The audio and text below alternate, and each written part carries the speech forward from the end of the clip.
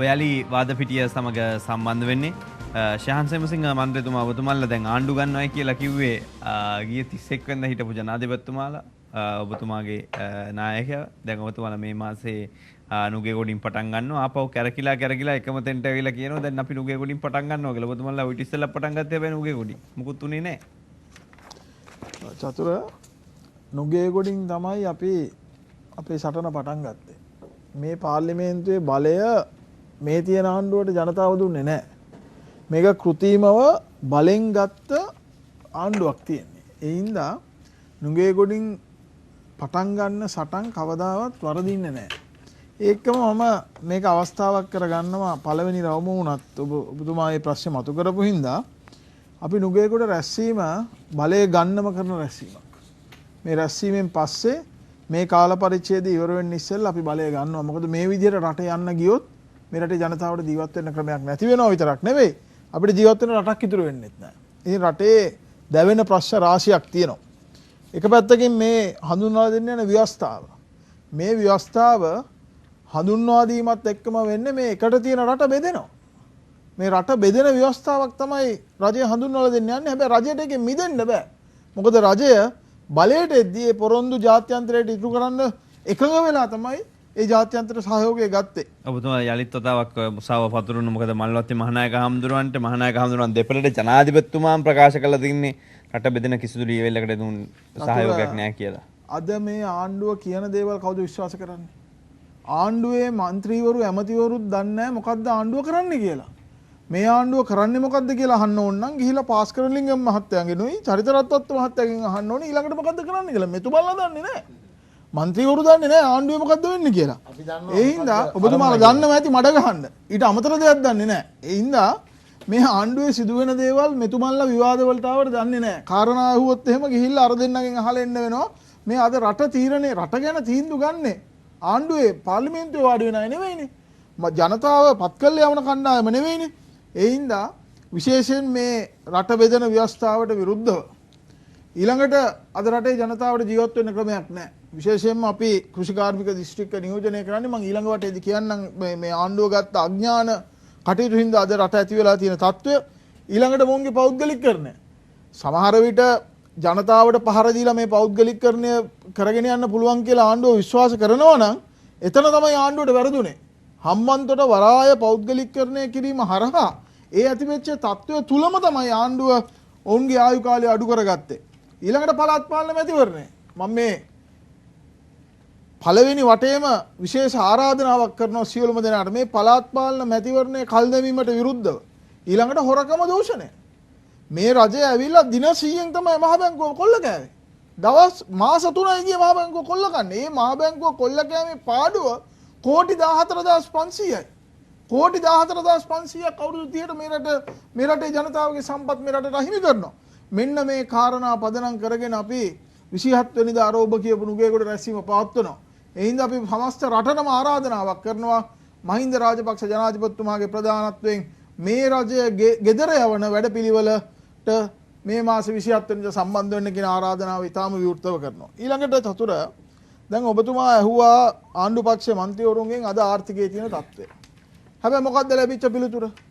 ලැබිච්ච පිළිතුර තමයි විමල් වීරවංශ මන්ත්‍රීතුමා අද සිරගත වෙලා ඉන්න තත්ත්වය සාධාරණීකරන්න ගියා ආණ්ඩුව. හැබැයි මේක තමයි ප්‍රශ්නේ. රටේ ජනතාවගේ ප්‍රශ්නේ එකක්.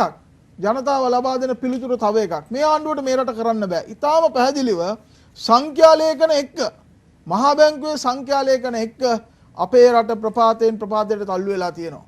අපේ රටේ ප්‍රගතියක් නැහැ. අද ආර්ථික වර්ධන වේගය 103ට අඩු වෙලා තියෙනවා. මේ රටේ ආර්ථික වර්ධන වේගය 107ක් තිබිච්ච ආර්ථික වර්ධන වේගය 103ට අඩු වෙලා තියෙනවා. ඒකේ ප්‍රතිඵල තමයි අද අයහපත් ප්‍රතිඵල තමයි අද අපි භුක්ති විඳින්නේ. ඒ හින්දා රජයට එක පැත්තකින් මම හිතන විදිහට රජයට අවශ්‍යතාවයක් නැහැ රට ඉදිරියට ගෙනියන්න. අනික් පැත්තෙන් රජයට හැකියාවක් නැහැ රට ඉදිරියට ගෙනියන්න. මොකද එයාලගේ බැඳීම් වැඩි. එයාලගේ මූලික අවශ්‍යතාවය හැටියට උන්ට තියෙන්නේ මේ ව්‍යවස්ථාව සම්පාදනය කර ගැනීම. හැබැයි මදකට මේ ව්‍යවස්ථාව ගැන කතා කිරීම නවත්තලා තියෙනවා. එක එක තැනට ගිහිල්ලා මහා නායක හිමිවරුන් හම්බ වෙලා අනිත් පැත්තෙන් කාදිනල්තුමා හම්බ වෙලා අනිකුත් ආගමික නායකයන් හම්බ වෙලා රජය ප්‍රකාශ කරන කාර්ය නෙවෙයි රජය ඇතුළෙන් සිදු වෙන්නේ. රජය වෙන අරමුණක් එක්ක ගමන් කරන්නේ. මේ ව්‍යවස්ථාවේ ඔය කියපු පොරොන්දු කිසිවක් මේ රටේ ජනතාවට ඉඩු වෙන්නේ නැහැ. මේ රටට නොගැලපෙන ව්‍යවස්ථාවක් තමයි හඳුන්වලා දෙන්න ගිහිල්ලා ආණ්ඩුව ඔවුන් මේ ගිහිල්ලා බොරු කියාගෙන යන්නේ. ඒ හින්දා අද ආර්ථිකය ගැන බැලුවොත් එහෙම මම සංඛ්‍යා ලේඛන අරගෙන ආවා චතුර. අද ආර්ථිකයේ දරුණුතම කඩාවැටීම මේ රටේ ඉතිහාසයේ තියෙන්නේ. නිදහසෙන් පස්සේ අපේ රට දරුණුතම ආකාරයට කඩාවැටුනේ යහපාලන ආණ්ඩුව 2015 ආණ්ඩුව බලය ගත්තට පස්සේ. මේ කඩාවැටීම අපේ රටේ තිබිච්ච ම්ලේච්ඡ ත්‍රස්තවාදී යුද්ධ කාලෙවත් සිදු වුණේ නැහැ. ම්ලේච්ඡ ත්‍රස්තවාදී යුද්ධයේ කාලේ ජනතාව විඳපු දුක ජීවත් වෙන්න විඳපු දුකට වඩා දුකක් අද රටේ ජනතාව භුක්ති විඳිනවා. මොකද ජනතාවට කන්න බොන්න බෑ. ජනතාවට ජීවත් කරවන්න බෑ තමන්ගේ දරු පවුල.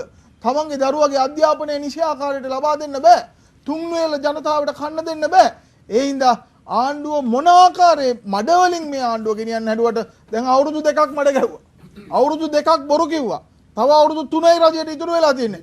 ඉතිරි අවුරුදු ඔබතුමාලා ගැසට් නිවේදන නිකුත් කරනවා විතරයි. පාලන මිලවල් නිකුත් කරනවා විතරයි. හැබැයි මේ රටේ කවුරුත් ඔය පාලන හොඳයි අපි අවසන් කරමු. බෙහෙන්ම ස්තුතියි. මේ රටට කිසිසේත්ම මේ ආණ්ඩුව ගැලපෙන්නේ නැහැ විතරක් නෙවෙයි ආණ්ඩුවට බලාපොරොත්තුකුත් නැහැ. මේ රට ඉස්සරහට ගෙනියලා රටේ ජනතාවට සුබ සිද්ධිය සනසන්න. අපි වෙලාව බලමු. බන්දුලාල් බණ්ඩාරිකොට මන්ත්‍රීතුමා මේ ඔබතුමාලටත් එකපාරටම චෝදනාවක් එල්ල නොවී තියන්නේ. දැන් මේ බැඳුම් කර සම්බන්ධයෙන් වූ චෝදනාව එල්ල වුණා. පාර්ලිමේන්තුවේ දැන් විවාදයට ගැනීමට තවත් දින කිහිපයයි ඉතුරුව තිබෙන්නේ. ඉතින් මේ වෙනකොට මේ තත්ත්වේ මේක පිරිසිදු කරගත්තා නම් ඔබතුමාලට තියෙන කීර්තිනාමය තවත් වැඩි වෙනවා. ආණ්ඩුවට අගමැතිතුමාටත් මේ චෝදනාව මෙතුමලා එල්ල කරනවා. එහෙම වෙද්දී මේ වෙනුවෙන් ගන්න ක්‍රියාමාර්ග මොනවද? පාර්ලිමේන්තු විවාදයෙන් ඔබට ඔබතුමාලා ගන්න ක්‍රියාමාර්ග සැලසුම් කරලා තියෙනවද? චතුර බොහොම ස්තුති කරනවා දෙරණ වාද පිටියට ආරාධනා කිරීම ගැන. මේ චතුර අද මේ කණ්ඩායමට මේ සුළුතර විකල්ප කියන කණ්ඩායමට මේ රූපවාහිනී වැඩසටහනකට ආවොතින් ඔබ කියන ওই ප්‍රශ්නේ තමයි අර මැක්කගේ කතාව වගේ හැමදාම කියන්න තියෙන්නේ. මේගොල්ලෝ හිතනවා අර කෝටි 24000ක විතර ග්‍රීක බැඳුම් කර වංචාව වාගේ මහා හොර මගඩි මේකෙන් ඔක්කොම වහලා දාන්න පුළුවන් කියලා. මේ රටේ මිනිස්සු එච්චර මෝඩ නැහැ. අපටත් ඕන මේකෙන් නිදහස් වෙන්න චතුර. අපිත් කියන්නේ ඔව්.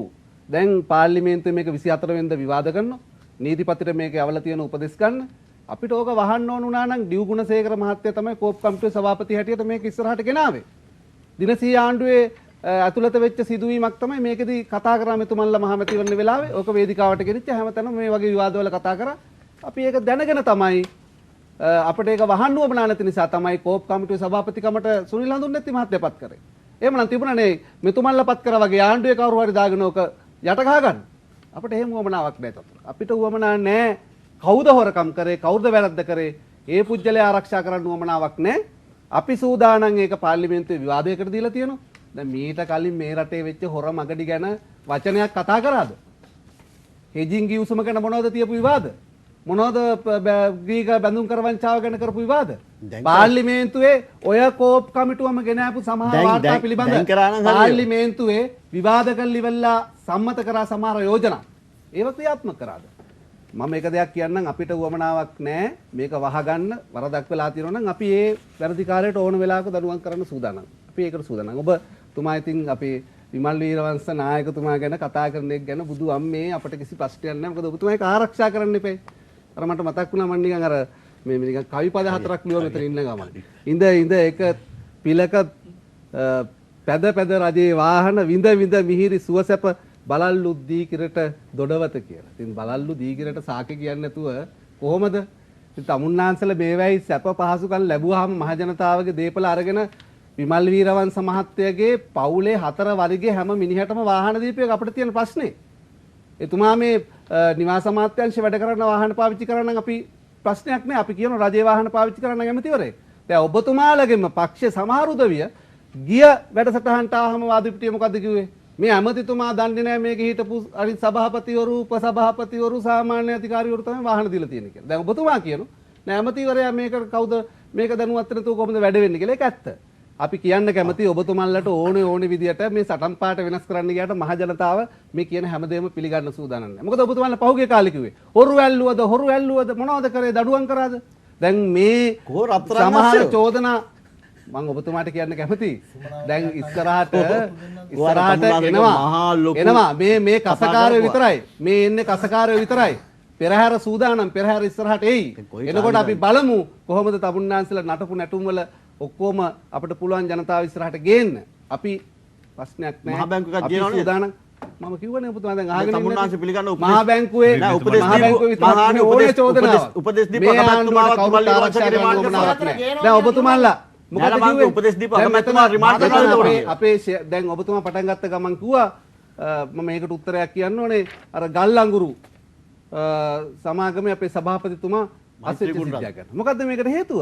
මේක විගණාකාධිපතිවරයා වාර්තාවක් දෙනවා 2009 ඉඳලා 2016 ඇතුලේ කාලේ ගල් අඟුරු සමාගමේ වෙච්ච යම් යම් දූෂණ අක්‍රමිකතා සම්බන්ධ ඒ වාර්තාවේ සඳහනක් තියෙනවා අමාත්‍යාංශයේ ලේකම් විසින් පත් කරපු කමිටුවක් නිර්දේශ කළා තියෙනවා මේ අධ්‍යක්ෂ මණ්ඩලය විසිරුවා හැරලා මේක ප්‍රතිසංවිධානය කරන්න කියලා. ඒ අනුව පියවර අරගෙන තියෙනවා. ඒකත් මහ ලොකු සටන් පාඨයක් කරගෙන තියෙනවා. ඉතින් ඔබතුමන්ලා මේ යම්කිසි දූෂණයක් හොරකමක් කොහේ හරි තියෙනවා නම් ඒකට ඒක හොයා බලන්න පරීක්ෂණය කරන්න ගියාම ඒකට වැරදිකාරයෝ අත්අඩංගුවට ගත්තාම ඔබතුමන්ලා අනිත් පැත්තට ඒක ගෝසා කරනවා.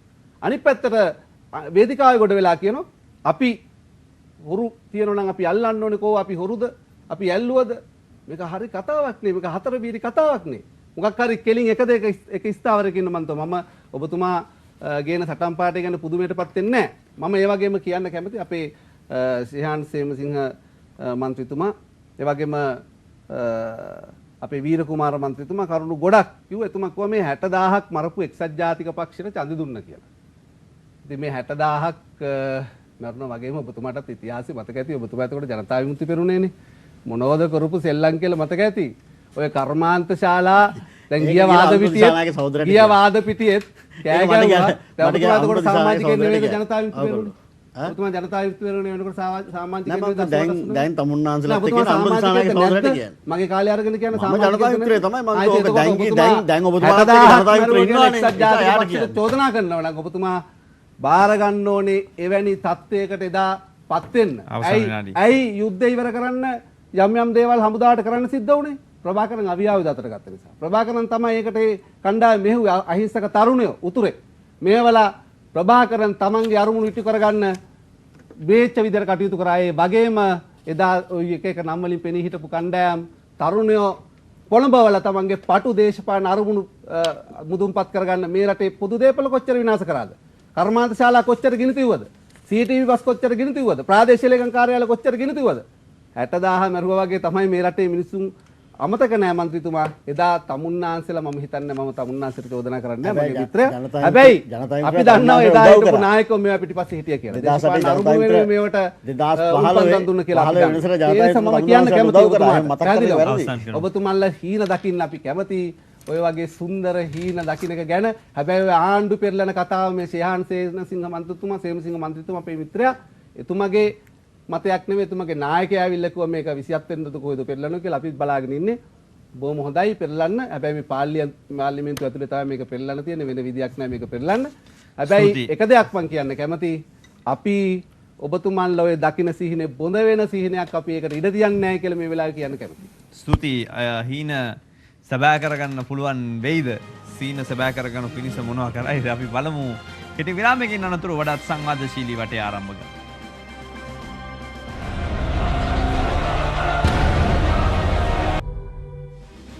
ඔබ යලිත් පාදපිටිය සමග සජීවීව එකතු වෙන්නේ. අපි පළමු වටේ රැඳී සිටියා පවතින දේශපාලනය සම්බන්ධයෙන් කතා කළේ. දෙවන වටේ ආරම්භය සනිටුහන් කරන මොහොතේ වීරකුමාර දිසානායක මන්ත්‍රීතුමා දැන් මේ ආණ්ඩු පෙරලීම කියන එක ජනතාව හැමතිස්සෙම හිතන්නේ දැන් ගොඩක් අය ඔබතුමාලා පාක්ෂිකයෝ ඔබතුමාලාගේ කියන්නේ ගොඩක් වෙලාවට අපි ආණ්ඩු පෙරලනවා ඉක්මනට බාන පුළුවන් ඉක්මනට වෙනසක් ඇති කරනවා කියලා. දැන් වෙනස ඇති කළා ඔබතුමාලා ආපහු පාරක් මේ ආණ්ඩුව ගත්තත් ආපහු ගන්නේ මේ පරණ පිරිසම එකතු වෙලා ඔබතුමාලා එතකොට හිතන්නේ පහුගිය ආණ්ඩුව කාලවකවානුවේ කිරිච්ච ඒවා හොඳ හින්දා මේ ආණ්ඩුව පත් කරා කියලාද?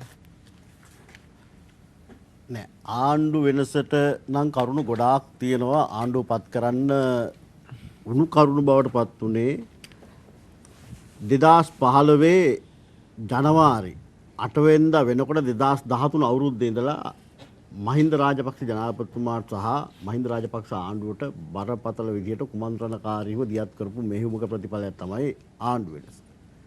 ඒකනේ අද මේ ආණ්ඩුවට ජනපදනම බිමින් ගලවලම ගිහිල්ලා තියෙන්නේ. ජනපදනමක් නැතුව කතා කරලා ඔළුව වෙනස් කරලා ඉලක්ක හදලා ඒක මට දීර්ඝ තමුන්නාන්සේ ජනපදනම ඔළුවෙන්ම ගලවලා ගිහිල්ලා කියලා මනින දර්ශකය හෝ මිනුම් දන්න මොකද්ද? දර්ශකේ බලන්න ගමට ගිහිල්ලා. දර්ශකේ ගමට ගිහිල්ලා බලන්න. එතකොට තේරෙනවා. මොකක් හරි දර්ශකේ බලන්න තමුන්නාන්සලා ගමට යන්න ගෙදර පේනවා. දර්ශකේ බලන්න බෑ වෙන කොහෙවත් ඉඳලා. හරි. ඉතින් ඒක නිසා ගමට ගියා නම් ආයතනයකට ගියා නම් බස් එක ගියා නම් කෝච්චිය ගියා නම් ඔය අනෙක් පාක්ෂිකයෙක්ගෙන් ඇහුවා නම් කතා කරලා එතකොට කියයි මොකද්ද තත්ත්වය කියලා රටේ තියෙන. ඉතින් ඒක නිසා මේ ආණ්ඩුව එදා ගත්තේ ඇත්ත කියලා නේ බොරු කියලා. බොරුවට හැදුවා මහා හොරකම් වංචා දූෂණ. අද ඒව එකක්වත් නැහැ මේ වාහන අවභාවිතා ඒ වගේ දේවල් නේ තියෙන්නේ. මං කියන්නේ කතා කරපු හොරකම් වංචා දූෂණ ටික ගෙනාවා නම් අපිට රටේ හරි පිළිගන්නේ මෙන්න මේ ආණ්ඩුව. කිව්වා මෙන්න මෙච්චර ප්‍රශ්නයක් ගරු මන්ත්‍රී. අර සුමනාවති අක්කා විමල් වීරවංශ මහත්මයාගේ අර එයාගේ බාල පුතාටයි ලොකු පුතාටයි වාහන 7-8 දීලා තියන්නේ. මං කියන ඉන්නකො සුමනාවති හැබැයි වැරදි මේ වාර්තාව හදපු විදිය වැරද්දක් තියෙනවා. විමල් වීරවංශගේ අක්කා වෙන අයියා වෙන මල්ලී වෙන ඒක එහෙමනම් ගන්න තිලක් මෙන්න මෙයා ABCD කියලා ඒගොල්ලන්ටයි වාර්තා හදයි. විමල් වීරවංශගේ වෙන නෑ වාහනේ අරන් නෑනේ අක්කා කෙනෙක්. හරි එහෙනම් දාන්නේ වෙන කියලා දාන්නේ මඩ ගහන්න. ABCD කවුරු හරි ගත්ත අයගේ නම් ටික දාලා මෙන්න මේගොල්ලෝ වාහන පාවිච්චි කරලා තියෙනවා කියලා වැරදි. හරි අක්කා වන අයියා වන ඒ තමුන්නාන්සලා මඩ ගහන්න හදපු වාර්තා. ඔබතුමා මොහොතක් අවසර දෙන්න අපි වෙලා බලන්නේ. අක්කා ඔබැලි වාද පිටිය සමග විර කුමාර සනායක මන්ත්‍රී ඔබතුමාගේ අවස්ථාව. රයිට්. දැන් තමුන්නාන්සලා අහගෙන ඉන්න මොකද අක්කා වන අයියා වන මල්ලී වන එක ප්‍රශ්නේ මේ විමල් වීරවංශ මහත්මයාට අක්කෙක් හිටියේ නැහැ කියලාද ඔබතුමා කියන සුමනාවති වීරසිංහ? මට අක්කලගේ නම් මතක නෑනේ. හරි. හරිද? එයා අක්කා නෙවෙයි කියලාද කියන්නේ? මම කාලේ දෙන්න શબ્ද නැතුව අහගෙන ඉන්න. හරි. විමල් වීරවංශ ඇමතුමා 2008 අපි ජනතා විමුක්ති පෙරමුණ අතහැරලා ආවට පස්සේ මේ රටේ ත්‍රස්තවාදය පරාජය කරන්න අපිට දැවැන්ත මැදිහත් වීමක් කරන්න ඕනේ. හරිද? ඒ මැදිහත් වීමේ LTT මරණ ලැයිස්තුවේ අංක 1 2 3 රනිල් වික්‍රමසිංහ මහත්තයා හිටියේ නැහැ. ඔය කතා කරන එක්කෙනෙක්වත් හිටියේ විමල් වීරවංශ, මහින්ද රාජපක්ෂ, ගෝඨාභය රාජපක්ෂ අංක 1 2 3 හිටියා.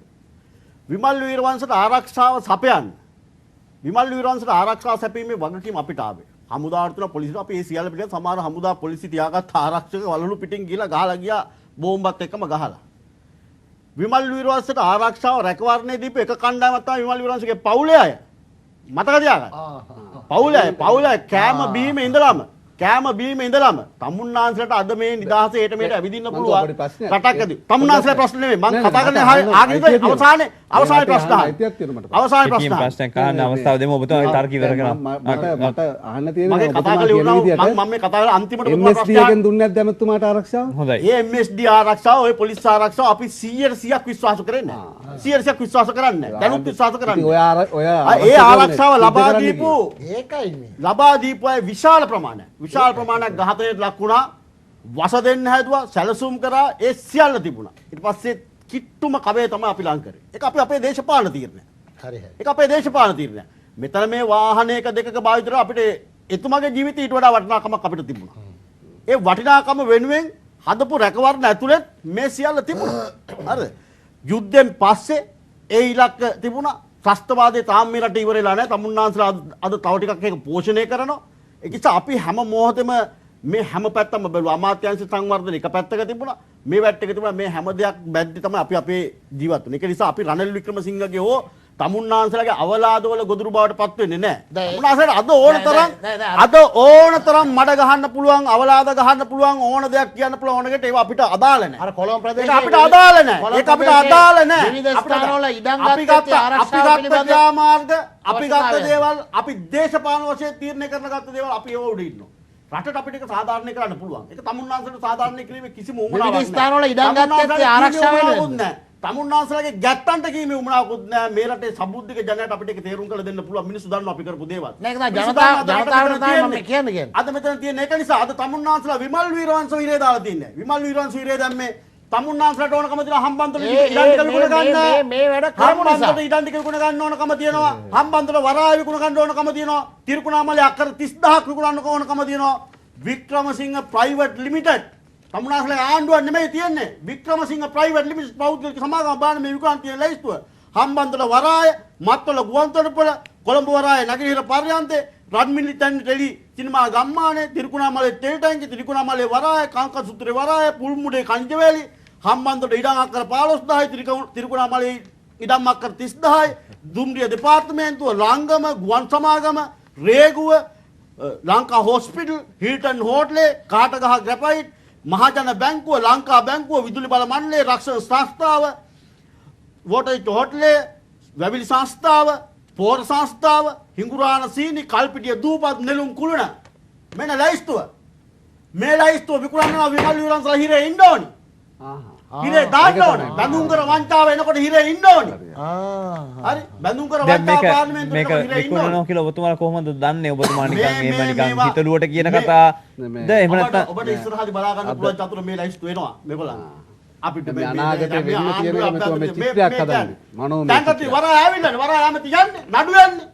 වරාය ඇවිල්ලානේ. නැගිහිර පරන්ති විකුණන්නේ. හම්බන්තොට වරාය ඇවිල්ලානේ. හරි. මේ ටික බලන්න. රේගුව රිගෙනින් ශ්‍රී ලංකා වැඩ පිළිවෙල 2002 2004 මේගොල්ලෝ විකුණන හදපු සැලැස්ම තිබුණා. මේගොල්ලෝ කිව්වා රිගෙනින් ශ්‍රී ලංකා වැඩ පිළිවෙල ඇතුලේ. අදත් ඒකම තමයි ක්‍රියාත්මක වෙන්නේ. ඒක නිසා තමුන්නාන්සලට ඕනකම තියෙනවා මේ රටේ ඉන්න ජාතික දේශපාලන නායකයන්ට මඩ ගහලා අවලාද ගහලා අප්‍රසන්න කරලා යන්න. එදා මහින්ද රාජපක්ෂ ජනාධිපතිතුමාට මඩ ගහලා අවලාද කරලා හොරා වංචාකාරයා බොරුකාරයා තක්කඩියා ඔක්කොම කියලා තමුන්නාන්සලා කරේ 2008 2015 ජනවාරි 8 වෙනිදා ආණ්ඩුව ගත්ත එක.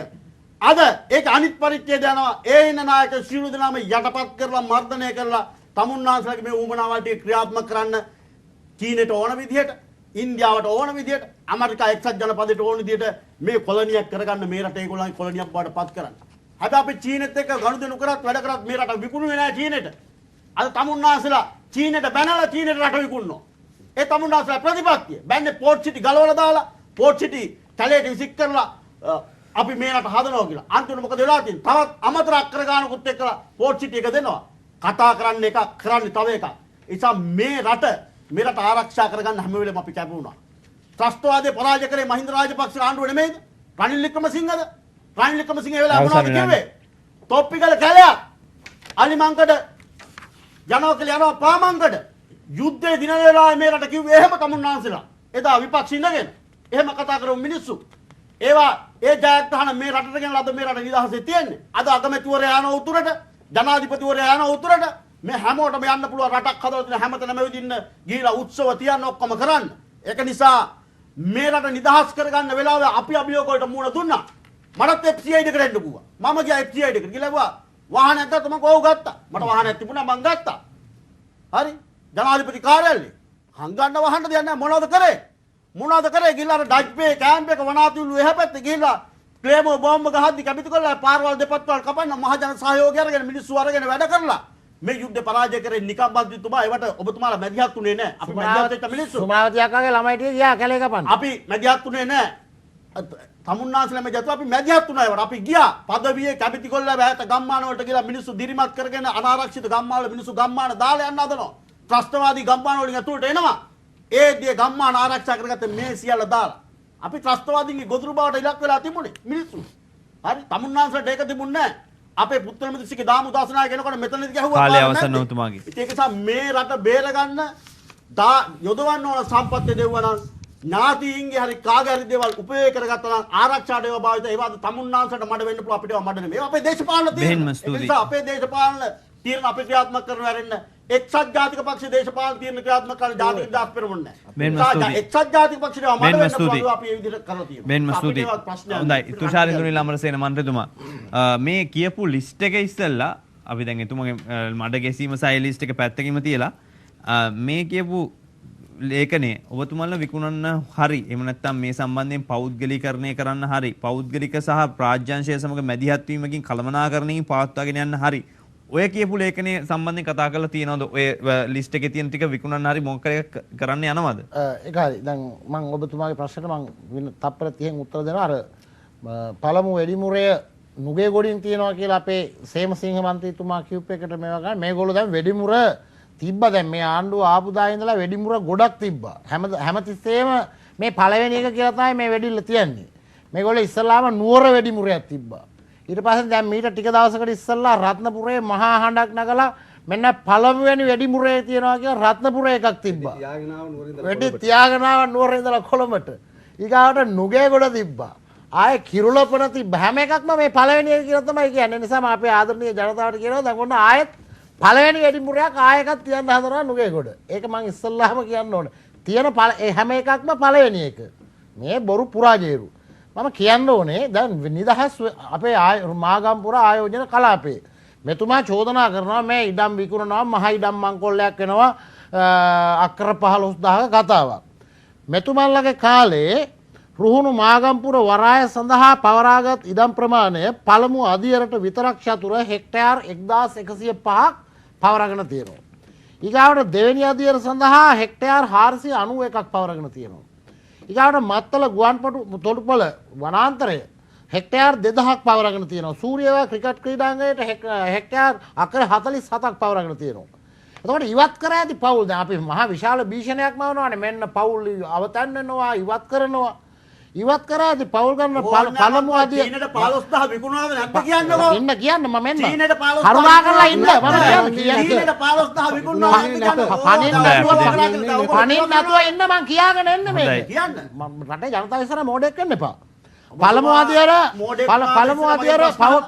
පරු මන්ත්‍රීතුමා මම මේ කියන්න හදන්නේ අහගෙන ඉන්නකෝ පළමු අදියර පවුල් 455ක් ඉවත් කරලා තියෙනවා දෙවෙනි මේ වරාය දෙවෙනි අදියර පවුල් 610යි පවුල් 1200කට ආසන්න ප්‍රමාණයක් එතකොට ඒ වගේ විශාල පවුල් ප්‍රමාණයක් නිල වශයෙන් ඉවත් කරලා තියෙනවා මේගොල්ලෝ හැබැයි අපේ මේ අවස්ථාවේදී හම්බන්තොට දිස්ත්‍රික්කයේ පමණක් චතුර අපි අක්කර 1200යි අපි භාවිත කරන්නේ. ඔක නිල ලේඛනයක්ද? මේක නිල ලේඛනයක් මේක. අපිටත් දෙන්න. අක්කර ඔව් අපිට දෙන්න පුළුවන්.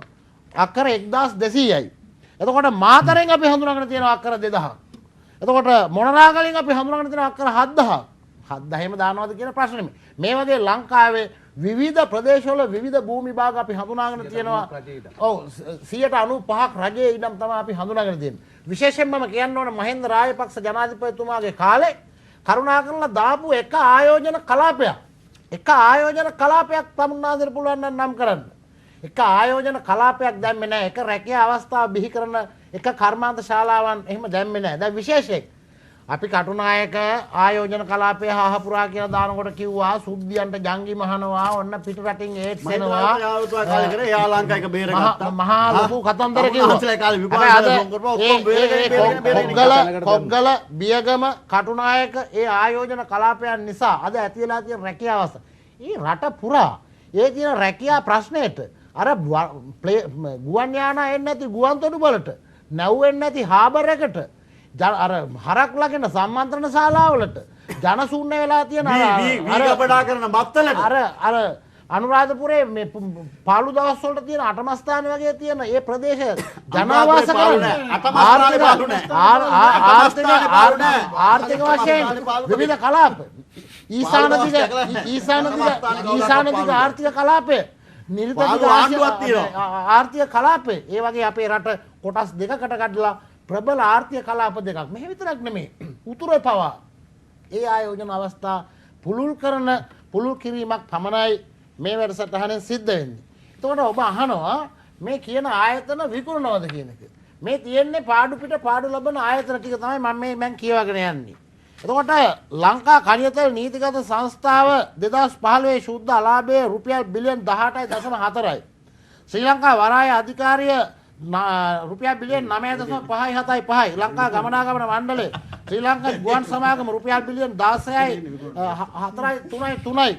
එතකොට ශ්‍රී ලංකා රාජ්‍ය වැවිලි සංස්ථාව මෙහෙම දැවැන්ත මට කියාගන්න කාලේ නැති නිසා ඒ නිසා මේවා ඔක්කොම විකුණන්න ඕනේද? කියාගන්න කාලේ නැති විකුණන්න නිසා ආණ්ඩුවක් මොකටද? කරුණාකරලා ඉන්නකො මම නෑ කියන මේක විකුණන්න තමුන්නාස බලය ගත්තමද විකුණන්නේ අපිට විකුණන්න. උත්තරේ භාගයක් බලලා ලකුණු දාන්න එපා. උත්තරේ සම්පූර්ණයෙන් බලලා තමන් හරි පරීක්ෂණයක් විකුණන්න තමුන්නාසලා ඕනේ නෑ. මේක කියාගන්න දෙයක් නෑ නේ. මේ වාර්තාව කියවන අවස්ථාවක් දෙමු. මේ කෑ ගහන්නේ. වාර්තාව කියවන අවස්ථාවක් දෙමු. ජනතාවට මේක ඇහෙනවනේ විකුණන්න කියන්නේ ලයිස්තු තමුන්නාස කියවන අවස්ථාවක් දෙමු අපි කියවන. මේ වගේ දැවැන්ත ආයතන රාශියක් තියෙනවා අපේ රටේ ජාතික ධනය ගිලපු කාබාසිනය කරපු තමන්ගේ ගොල්ල වර්ගයේ පෝෂණය කරපු ආයතන මෙව්වට ගන්නට අවශ්‍ය වෙන ක්‍රියාමාර්ග තමයි අපි මේ ගනිමින් ඉන්නේ. ඉතින් ඒවා මේ රටට කරන අපරාධ ඉතින් මේගොල්ලොම තමයි මේ පෝට් සිටි වරාය පෝට් සිටි නගරය චීනයට අක්කර ඔව් කිසිම වග විභාගයක් නැතුව සින්නක් කර දුන්නා. තමුන්නාසලා දෙන්නේ කොහොමද? අපේ රජය අපි කතා කරලා යන්තම් 99 අවුරුදු බද්දට අඩු කරගත්තා. තව අක්කර කීයක් වැඩි කරාද? හමුදා කඳවුර තව අක්කර කීයක් වැඩි කරාද? නෑ මන්තුමා ඒක නෙවෙයි තර්කය. ඔබතුමා මේ කියන්නේ ගියාන්න මොනවද දුන්න කියලානේ. හමුදා ඔබතුමා කියන්නේ අපි ඔක්කොම දුන්න කියලානේ. ඔබතුමාලා තමයි මේක දුන්නේ.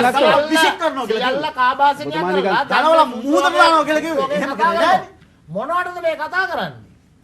මේ රටේ ආයෝජන අවස්ථා ඇති වෙනකොට අපේ තරුණ තරුණියන් රැකියා අවස්ථා ටික ඇති වෙලා ඒ සියල්ල සකස් වුනහම මෙයාලගේ ගමන යන්න බෑ. අර ඉහඳ මැස්සට ජරා වලක් අවශ්‍යයි වාගෙම කසල ගොඩක් අවශ්‍යයි වාගෙම මේ රට කසල ගොඩක් කරාට මේ ආයෝජන කලාප තුලක් හදලා තියෙනවා. ආයෝජන කලාප තුල කර්මාන්ත කීයක් පහියා තියෙනවද? ඒක මේ බරුවට කහින්නේ මේ මංගාව තියෙනවා තව ලිපියක්. මේ බලය එක්කහුව කරලා බෙදා හරින්න. දැන් මෙන්න චතුර මේක අත්‍යවශ්‍ය වැදගත්. නාමල් රාජපක්ෂ මැතිතුමාට හැබැයි වෙලාව බලන්න යන්න වෙනවා. වෙලාව බලලා දෙන්න මුතුමාට අවස්ථාව. වෙලාව බලෙමු අපි. වෙලාව බලලා දෙන්න. හොඳයි ඔබතුමා ලියුමක් පෙන්නමින් හිටියේ. ලියුම් එකක් නෙවෙයි චතුර ලියුම් ගණනාවක් තියෙනවා. නාමල් රාජපක්ෂ මන්ත්‍රීතුමා හම්බන්තොට ගිය පහුගිය රජයේ කාලේ හිටපු මන්ත්‍රීවරයෙක්. එතකොට අපිට දැන් එතුමාට ලියුමක් යවනවා මහින්ද යාපා අබේවර්ධන කෘෂිකර්ම අමාත්‍ය. හිතවත් මන්ත්‍රීතුමනි වැලිගම පැලෑන මිදිල්ල ගහවත් අංග 20 ලිපිනේ නිල්මා ප්‍රියදර්ශනයේ මෙනුවේ අප හිත පාක්ෂිකයෙකි ඇයට රැකියාවක් ලබා දෙන්න කියලා ලියුමක් එවනවා මේ මන්ත්‍රීවරයෙක්. එතකොට අග්‍රාමාත්‍ය කාර්යාලය මේ තියෙන්නේ අග්‍රාමාත්‍ය කාර්යාලය. අග්‍රාමාත්‍ය කාර්යාලයෙන් ලියුමක් යවනවා කටුනායක ගුවන්තොටුපොළේ වායු සමීකරණ හා ශීතකරණ අංශයේ රැකියාවක් ලබා ගැනීම සඳහා පාර්ලිමේන්තු මන්ත්‍රී කරු නාමල් රාජපක්ෂ මැතිතුමා කාල්ටන් නිවාසයේ හම්බන්තොට. එතකොට මේකේ හොඳම විහිළුව මේගොල්ලෝ මේ මොනවද මේ කරන්න කියන එක. එතකොට වරාය බාර රාජ්‍යමතිවරයා වරාය බාර රාජ්‍යමතිවරයා එතුමා ලියුමක් කියවනවා අර හම්බන්තොට වරායට ගත්ත 480ක් කොන්ත්‍රාත් පදනම මත ගත්ත සේවකයින්ගෙන් 400ක් හම්බන්තොටින් දානකොට 80ක් තමයි අපේ මේ රාජ්‍යමතිවරයා හම්බන්තොට වරාය හම්බන්තොට සේවකයන් වෙන කවුද වැඩ කරන්න ඕනේ? රෝහිත අබේගුණවර්ධන මහත්මයා 80ක් දුන්නා. ඒ 80 රෝහිත අබේගුණවර්ධන මහත්මයා ආපහු ලියුමක් යවනවා මාගේ දිස්ත්‍රික්කයේ මෙන්න මේ අයට නාමල් රාජපක්ෂ මන්ත්‍රීවරයාට වරායාවතිවරයා ලියුමක් යවනවා වරායේ